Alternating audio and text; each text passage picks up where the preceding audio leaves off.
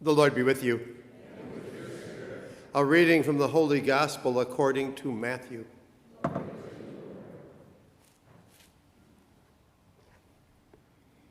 Jesus spoke to the crowds and to his disciples, saying, "The scribes and Pharisees have taken their seat on the chair of Moses.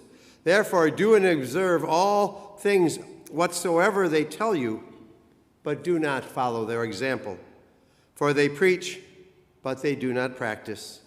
They tie up heavy burdens hard to carry and lay them on people's shoulders, but they will not lift a finger to move them. All their works are performed to be seen. They widen their phylacteries and lengthen their tassels.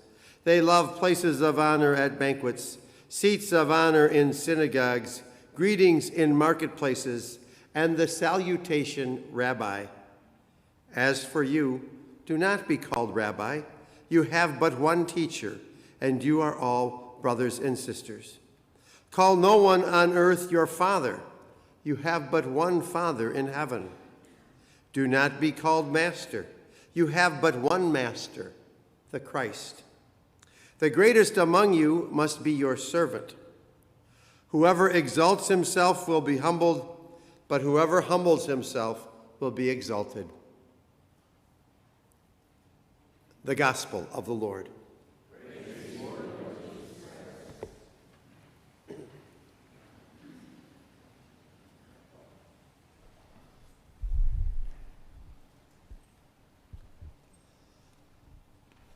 Over the years, I have heard people reminisce about the good old days.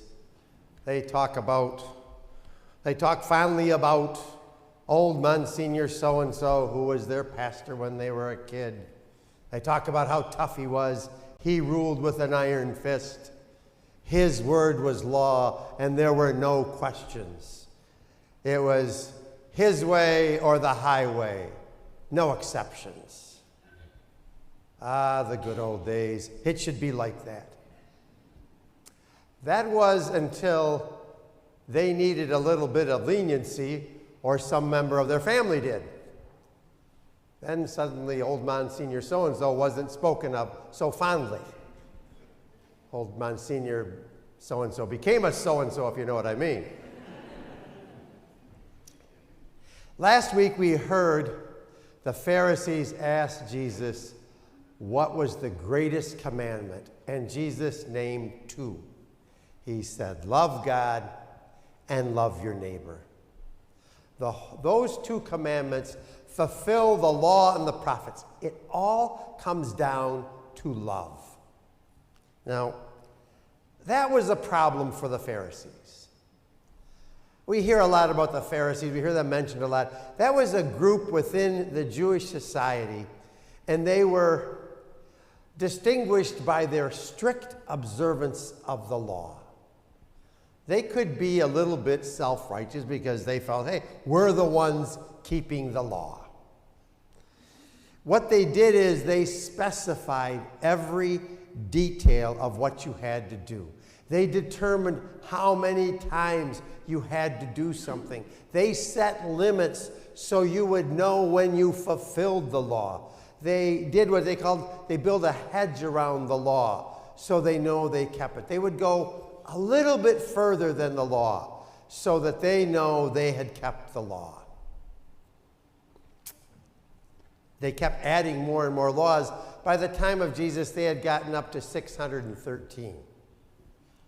Now, for most people, they couldn't know the laws, let alone follow them. But the Pharisees didn't care about that. That was the burden they put on people. They wrote the rules they knew they could follow. They felt following those rules made them ritually pure.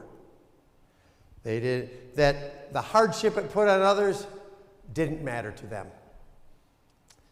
Jesus taught that love of others is what makes us pure. It's more important to have a clean heart than to have clean hands. Our hearts are made pure by serving others, by putting the other person above the law and doing what love requires. That can't be quantified. It can only be lived. Now, each one of us here knows love isn't easy. Love actually pushes us beyond the law because there's no limit to law. There's no time you can say, well, I can stop loving now. But we can do that because our driving force isn't some standard out there. We are driven to live the love of God that has been planted in our hearts. And that is the most powerful force there is.